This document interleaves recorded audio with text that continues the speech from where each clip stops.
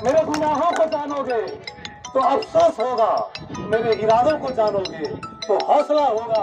मैं आपसे कहने आया हूं जनाब, वो दिन करीब है जब फैसला होगा। मैं आपसे कहने आया हूं जनाब, वो दिन करीब है जब फैसला होगा। वही रहबर होगा, वही रहनुमा होगा, मुसलसल जिंदगी जो जुल्मों से लड़ा होगा। और मेरे लोगों निकल आओ अब घरों से मैदान के लिए। मेरे लोगों निकल आओ घरों से अब मैदान के लिए। जीत उसकी होगी जो जंग में तगड़ा होगा।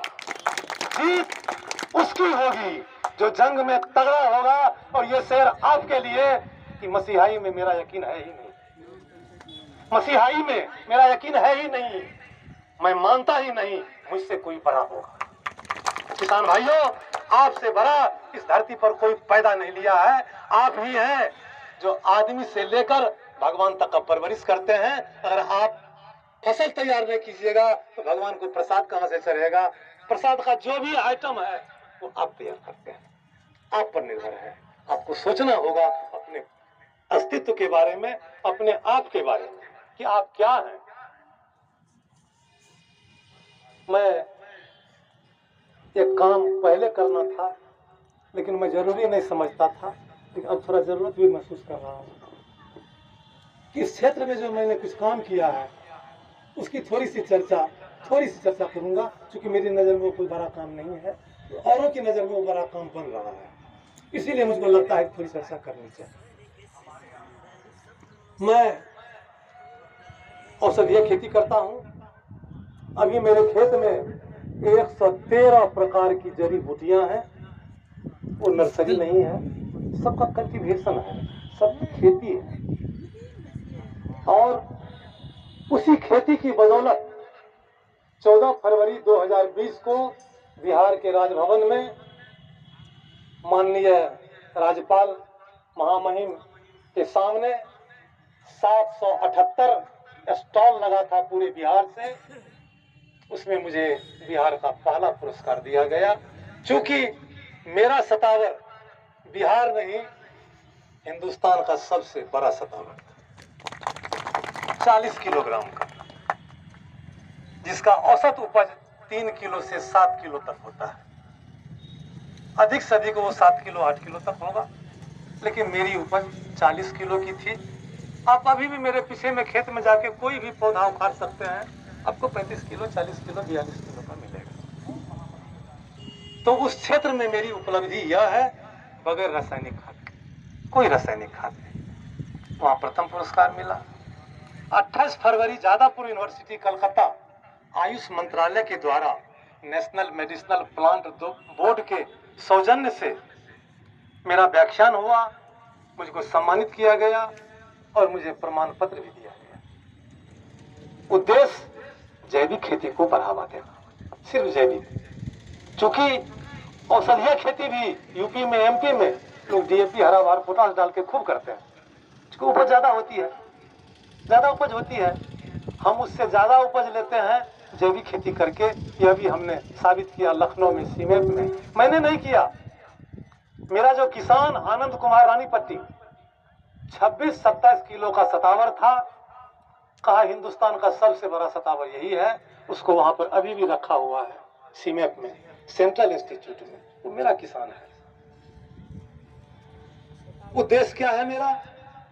एकमात्र उद्देश्य कि घाटे का सौदा साबित हो चुकी कृषि को लाभकारी बनाना, ताकि कल मेरा बेटा भी पढ़ने लिखने के बाद अगर नौकरी नहीं मिले उसको अफसोस नहीं हो कि हमको नौकरी नहीं मिली। मेरा बेटा तो इंजीनियरिंग कर रहा, कहता है 2.5 बीघा खेत की व्यवस्था कर दीजिए, हमसे लिखवा लीजिए, मैं नौकरी नहीं करूंगा। तंग कर रहा है और आने वाले समय हमको करना पड़ेगा, क्योंकि वो बहुत बड़ी बात करता है। कहता 2.5 बीघा दे न दीजिए, सालाना कुछ होगा टर्नओवर तो करोड़ का टर्नओवर होगा। अब इंजीनियरिंग क्या मथा लगाता है हमको उतना पता नहीं है, लेकिन वो कहता है।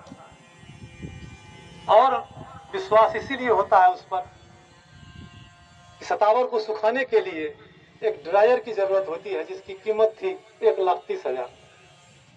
हमको लगा कहां से खरीदेंगे ही तुरंत, तो एडमिशन लिया बीपी मंडल इंजीनियरिंग कॉलेज में। हमने कहा रे तू तो मैकेनिकल इंजीनियर बनेगा, कब बनेगा, क्या बनेगा, 1,30,000 दाम है, उस पर मथा लगाओ ना, इसमें ड्रायर हमको बनवा दो। तो हमको कहा 30,000 टका दीजिए, बना देते हैं। 1,30,000 और 30,000, 30,000 टका दिए, बना दिया। अब जो सतावर फिरोज जी 7 दिन में सूखेगा वो 4.5 से 5 घंटा में सूखेगा, वो बना दिया। उद्देश्य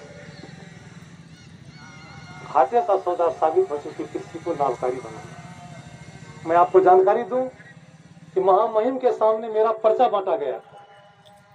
उस पर्चा में जैविक खेती के द्वारा मैंने साबित किया है 17 साल के दौरान कि मैं 5 कट्ठा खेती करता हूं, 5 कट्ठा करवाता, 6 कट्ठा नहीं करता।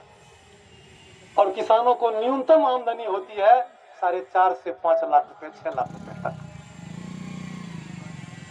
और यही सब देख के मुझको जिला कृषि पदाधिकारी भी मधेपुरा के सुपौल के 10 प्रखंड में और मधेपुरा के 13 प्रखंड में मुझसे प्रशिक्षण दिलाया, क्योंकि मैंने करके दिखाया।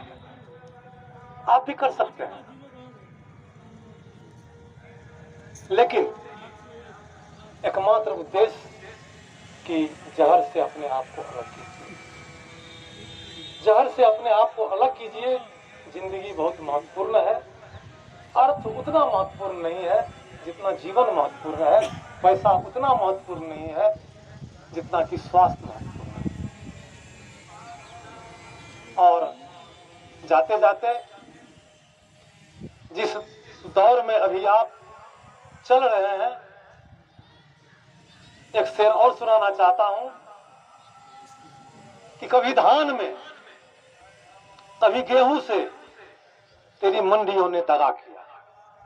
करता है ना, करता है ना। 1868, 1100, 1850, 800। कभी धान में, कभी गेहूं से तेरी मंडियों ने दगा किया।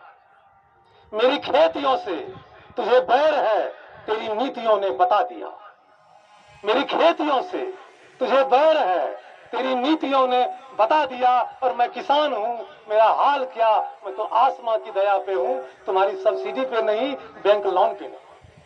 कि मैं किसान हूँ, मेरा हाल क्या, मैं तो आसमां की दया पे हूँ। कभी मौसमों ने हंसा दिया, कभी मौसमों ने रुला दिया। ऐसे दौर में हम खेती करते हैं कि मौसम हंसाता है, मौसम रुलाता है, और मौसम के भरोसे हम खेती करते हैं।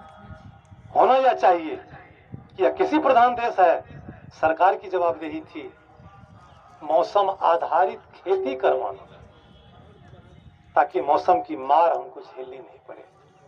अब सरकार कहती है, मुख्यमंत्री जी कहते हैं मौसम आधारित खेती करवाइए ताकि किसानों को नुकसान नहीं हो। तो किसान भाइयों, आपको अच्छे उद्देश्य के लिए यहाँ बुलाया गया है, ऐसा मुझको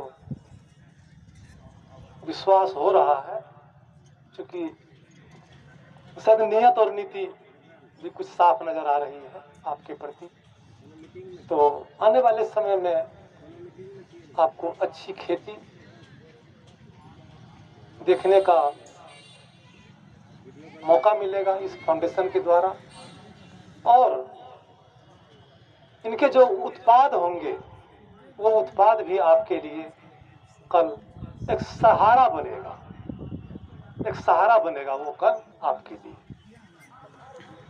तो हर हालत में आप ये तय कीजिए कि हम जो खेती करें उसको कम से कम जहर से मुक्त कर दें, क्योंकि जहरीला खेती कुछ आर्थिक लाभ आपको दे सकती है, बेहतर स्वास्थ्य तो नहीं दे सकती है, बेहतर भविष्य भी आपको नहीं दे सकती है। इन्हीं चंद शब्दों के साथ मैं अपनी बात समाप्त करता हूं।